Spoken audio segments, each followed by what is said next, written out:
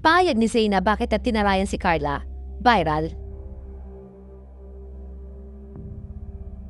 Zainab, nainggit nga ba sa ganda ni Carla kaya ito tinarayan sa kanilang bridal gown fashion event? Nagsalita na ang sikat na vlogger na si Zainab Harake kaugnay sa umunang issue tinarayan niya ang kapuso actress na si Carla Apellana. Kamakailan lamang kasi ay parehong rumampa sina Zainab at Carla sa bridal fair ng Conrad, Manila na Inspired Beginnings. Kusan ni binida ng ilan sa kilala at bigating personalidad sa showbiz at social media ang mga wedding gown na gawa ng ilang Pinay fashion designer. Kabilang na sa mga agaw pansin sa show ay sina Zainab at Carla. Si Carla ay nagmistulang Diyosa sa kanyang ball gown wedding dress na gawa ni Rian Fernandez.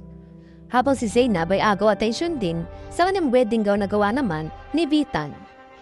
Ngunit ang masaya sanang bridal fair ay nabalot nga na matinding kontrobersiya. Matapos mag-viral sa social media ang video sa closing ng fashion show.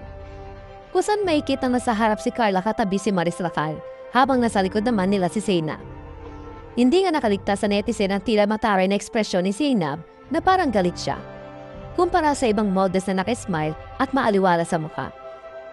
Ayon pa sa ilang netizen, mukhang hindi umano masaya si Zainab dahil hindi siya ang nasa unahan dahilan upang masapawan ang kanyang danda ni Carla. Komento pa ng ilang netizen, baka galit kasi hindi siya nasa unahan nakapwesto. Ayaw niya ata masapawan yung ganda niya. Magkakampi si Maris at Carla, yung tingin naman ni Zainab parang galit at insecure. Agad naman sinagot ni Zainab ang isyong naiinggit siya kay Carla, kaya niya ito tinarayan. Itinanggi ni Zainab na nagtataray o galit siya. Depensa niya, nandiyan nagtamang umano siya dahil sa pag-aakala niya hindi gaano nasismile sa mga fashion show. Aniya, akala ko kasi pag fashion show, hindi ma-smile kaya nandiyan lang ako. Diyan talaga mata ko, wala akong galit kahit kanino. Sa katunayan pa raw, ay lahat na nakasama niya sa fashion show ay nakachikahan pa niya sa backstage. Supportive rin umano siya sa mga model tuwing rumarampa ang mga ito.